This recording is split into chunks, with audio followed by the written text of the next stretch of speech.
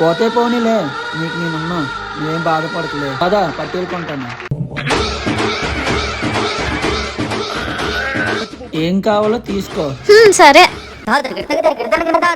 పట్టీలు చూపించరా. సరే బ్రో 2 grams మంచి గోల్డ్ రింగ్ చూపించరా.